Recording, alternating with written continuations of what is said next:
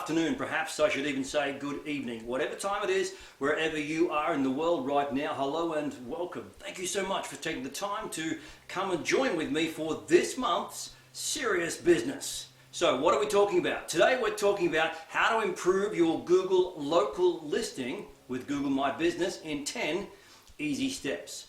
So I'm going to give you a checklist. I want you to grab your pen and paper, start jotting some of these things down.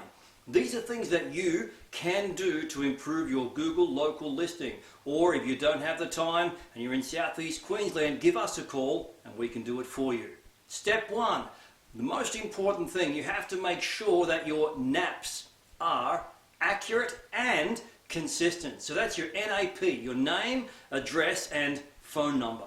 Now what do I mean by accurate and consistent? It really gets down to the nitty-gritty here. We're talking about your name, address, phone number being exactly the same on your Google My Business listing as they are on your website, as they are on other directories around the web. So that means if you use the shorthand RD for 21 Smith Road RD dot, then you need to make sure it says 21 Smith RD dot around the web as well. Same as on your website. Go and check these things, especially if you've moved at some point, and make sure that you update your listings, your citations across the globe. So, look for your old business listing. If you've purchased a business from someone else and the phone numbers have changed, make sure that these things are also reflected in Google My Business and around the web as well. Number two, make sure you claim your Google My Business short name.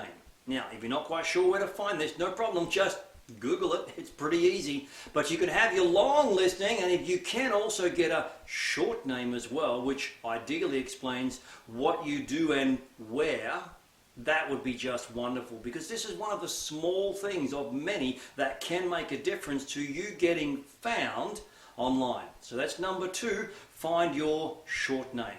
Number three, write the perfect business description. Now by memory, you've only got currently about 750 characters for this. This is not something you should rush. You should perhaps go and read what your competition are doing and have a look if they're doing it well. And if so, make sure you do it better. Spend the time to talk about what you do, who you do it for, and where. That's the ideal business description. Number four, you want to make sure that you put yourself in the appropriate category and, if available, subcategory. So once again, go and have a look, see what your competition are doing. This is always a good indicator.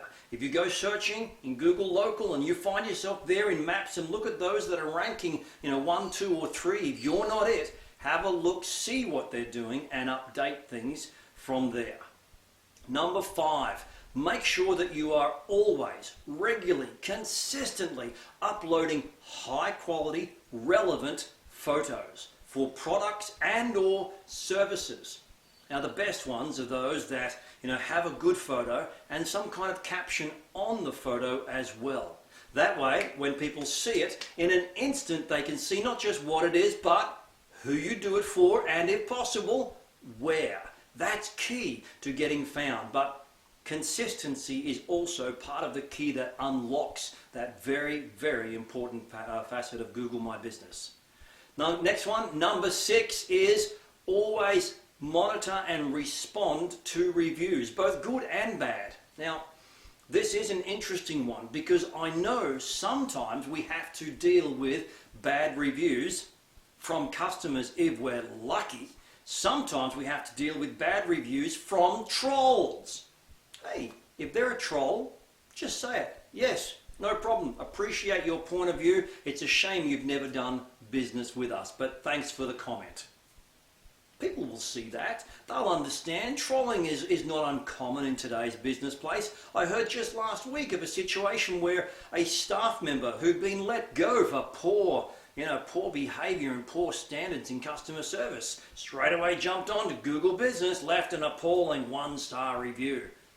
Business owner got on there and said, yes, I understand your point of view. What a shame, because of your attitude, your way of life, whatever it is they said, we had to let you go. we understand why you're upset, but our customers didn't like your service. Something like that. Do it without being nasty, but respond to and monitor reviews. Now, if you get lots of them, there are tools out there that can plug in and let you know when these things come up. Number 7, there we go. You also want to be utilizing the Google Posts function in Google My Business. Now, Posts is where you should jump on, I believe, 2, maybe 3 times a week if it's possible, and you upload a new image with some kind of information to go with it. Now, it could be a product offer, and make sure you then select the option offer. It could be just a service call out, and here's a phone number, click to call. It could be something, it could be anything, but do it. It might be your latest blog posts, it could be past blog posts. It's something that keeps you active in posts, and it literally takes 2 to 3 minutes to do each and every time. But oh boy, it can just boost that conversion rate at the end, because when people searching for you and what you do, and they see that you're active, and they see images, and they see calls to action, they see offers, that's the kind of thing your competition probably aren't doing. So you really should be doing it, and do it really, really well. Number 8, you should be utilizing the Q&A to build a database. I mean, there's got to be some questions that people ask about your business. Yes? I'm sure there are. So find out what they are and fill in the Q&A. Now, usually it's customers asking questions. You get in there, you answer. But why can't you also have one of your staff ask the most frequent questions? This is not you leaving false reviews. This is you answering questions that people want to know, and then, asking them and then answering them. Okay? It's a really important part to build an information database in Google My Business. Now, number 9, we're getting down to it. Make sure that you've got your hours of operation clearly inserted into Google My Business. Of course, we all do that, but do you also include your public holidays? Do you update those special days when you're not working, perhaps New Year's Eve, Christmas Day, New Year's Eve, whatever they might be throughout the year? Hey, it's my birthday, I'm taking the day off. Maybe not such a good idea. But whatever they are, do you also jump in and include them? See, for me, the very end of December, early January, that's the quiet time for my business. So it's when my wife and I, we take our holidays and we take that time off from work. So I make sure that I adjust the hours of operation just for that 2-week period, so that it's only 4 hours a day when the staff are manning the help desk and so on. But let people know.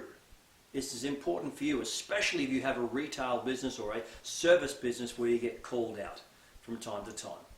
And then lastly, number 10, this is an important one, and this is what I do, so I think you should be doing it too.